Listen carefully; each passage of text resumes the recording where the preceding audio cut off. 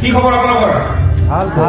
আৰু জোৰছে ৰাইজ মোক আপোনালোকে এটা বেলেগ ৰূপত দেখিব, যোনটো ৰূপত মোক আজিলৈকে আপোনালোকে দেখাই নাই চাগে। আজি মই আপোনাৰ দোষ্ট এণ্ড হোষ্ট ৰিকি, কাৰণ আজি অসম ছ'চাইটি বেংগলোৰ এখন এনুৱেল গেট টুগেডাৰ আছিলে, আৰু এই গেট টুগেডাৰখন হৈছিলে বেংগলোৰ অক্টেভ হোটেলছত। মোৰ প্ৰগ্ৰেমটোৰ কাৰণে ইমানেই জোচ কি কোনো মানুহ অহাই নাই এতিয়ালৈকে, তেওঁ আগতেই পাই গলো চবতছে। কি ক'ম আৰু ৰাইজ, অসমৰ বাহিৰত থাকি অসমীয়া মানুহবোৰক লগ কৰাৰ ক্ৰেজটোৱে বেলেগ। এতিয়া লাহে লাহে মানুহবোৰ গোট খাইছে, মানে প্ৰগ্ৰেম ষ্টাৰ্ট হ'ব আৰু দিয়ক। পিছে এতিয়া প্ৰগ্ৰেম ষ্টাৰ্ট হৈ গ'ল আৰু আমাৰ অসমীয়া মানুহবোৰৰ কিন্তু বুম টেলেণ্ট আছে কিন্তু দেই, ইমানে ধুনীয়া ধুনীয়া পাৰফৰ্মেঞ্চ কৰিছে নহয় কি চাই মনেই ভৰা নাই। মোৰ মানে এন্ট্ৰিটো অলপ বেলেগ আছিলে, মানুহৰ মাজত বহি আছিলো আৰু মানুহে গমেই নাপায় কি মই হোষ্ট বুলি। মই অকলে কিন্তু হোষ্ট নাছিলো দেই, মোৰ লগত আৰু দুজন স্পেচিয়েল মানুহ আছিলে যোনে এই শ্ব'খন হোষ্ট কৰিছিলে। চ' ৰাইজ, meet my partners Nikita and Dibakar. আপোনালোকে কি ভাবিছে কি ইমান ডাঙৰ শ্ব'খন মই অকলে হোষ্ট কৰিব পাৰিম নেকি? চান্সে নাই ৰাইজ, চান্সে নাই। এতিয়া আমাৰ প্ৰগ্ৰেম লাহে লাহে আগবাঢ়িব ধৰিলে আৰু কিছুমান হাঁহি ধেমালিৰে আমি বৰ ফূৰ্তি কৰিলো দেই। চুল পিন্ধি আছে মানুহজন, মোৰ ভাল লাগিছে।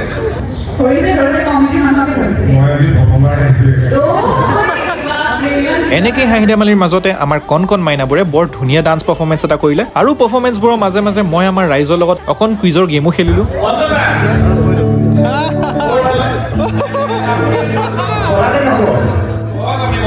চিনি পোৱা মানুহবোৰকতো আৰু অকমান টান টান প্ৰশ্ন সুধিছো, যাতে অকমান হাঁহি ধেমালি কৰিব পাৰো। এতিয়া আকৌ আমাৰ পাৰফৰ্মেঞ্চবোৰ আৰম্ভ হ'ল, আৰু কিন্তু মানিব লাগিব দেই, আমাৰ ছ'চাইটিত কিন্তু কমটি টেলেণ্টেড মানুহ নাই দেই। কিছুমানে ভাল গান গায়, কিছুমানে ভাল নাচে, কিছুমানে ভাল বাদ্যযন্ত্ৰ বজায়, আৰু কিছুমানে ভাল হোষ্টো কৰি দিয়ে দেই।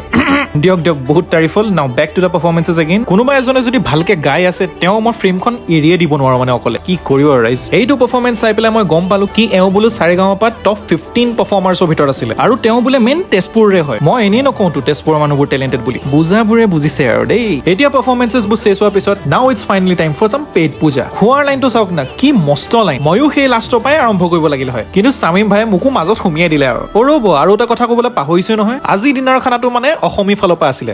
সেইখন ৰেষ্টুৰেণ্ট যে মই যোনখনৰ ভিডিঅ' বনাইছিলো, যোনখন অলপ চলপ ভাইৰেল হৈ গৈছিলে, খানাটো কিন্তু এক পিচ আছিলে। চিকেন, পনীৰ, এগ চব আছিলে আইটেমত। খাই বৈ ভিতৰত সোমাইছিলোহে, আৰু এইফালে দেখিলো ঢোলৰ মাত ওলাই আছে দেখোন। ঢোলৰ মাত শুনি পেলাই চবেই নাচা আৰম্ভ কৰি দিলে। সঁচাকে ৰাইজ, এওঁলোকৰ লগত থাকিলে অসমৰ বাহিৰত থকা নিচিনা একদমেই ফিল নহয়। আমাৰ ছ'চাইটি মেম্বাৰ্ছবোৰ একদম ফেমিলিৰ নিচিনাকে থাকে। এইফালে বিহু মাৰি মাৰি মই গমেই নাপালো কি ৰাতি 11টা বাজিলগে। আকৌ কালি সেই ৰাতিপুৱা অফিচ যাব লাগিব। দিয়ক পিছে মই লাষ্ট বিহুটো মাৰি পেলাই যাওঁ। লগ পাম নেক্সট ভিডিঅ'ত, তেতিয়ালৈকে বাই বাই।